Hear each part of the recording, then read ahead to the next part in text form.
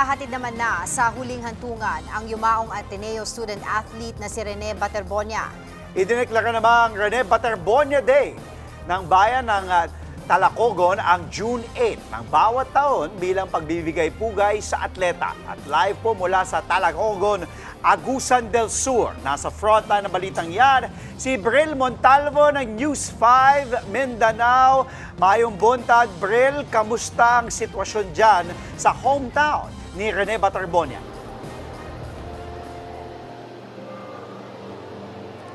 Maayong buntag, Andre, Angela. Ngayong araw, ihahatid sa kanyang huling hantungan ang Ateneo student athlete na si Rene Bobet Baterbonia dito sa Talacogon, Agusan del Sur.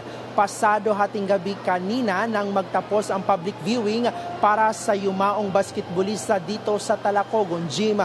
Bago nito, nagdaos pa ng isang banal na misa kagabi para kay Rene.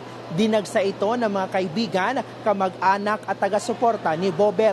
May ilang personalidad din na nakiramay sa huling araw ng burol, gaya ng basketball player na si Scottie Thompson at aktres na si Sofia Andres.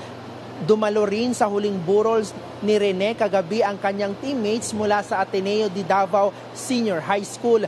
Inanunsyo naman kagabi ng lokal na pamahalaan ng Talacogon ang June 8 bawat taon bilang Rene Clerk Baterbonia Day. Ayon sa LGU, layunin nitong parangalan ang mga ambag ni Baterbonia sa larangan ng sports, pagsusulong ng disiplina sa kabataan at paglilingkod sa komunidad. Binigyan din ng Dato Lipos Makapandong Award si Bobet ng Provincial Government ng Agusan del Sur bilang pagkilala sa kanyang ambag sa probinsya bilang atleta. Narito ang pahayag.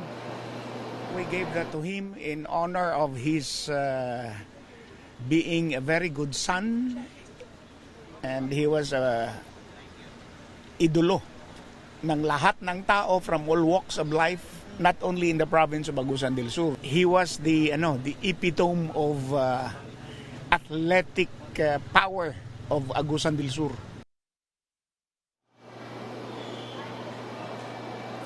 Andre, Angela, nakahanda na ang traffic at security plan para sa libing ni Bobet ngayong araw. Anumang oras ngayong araw ay nakatakdang magsagawa ng isang banal na misa dito sa Talacogon Gym.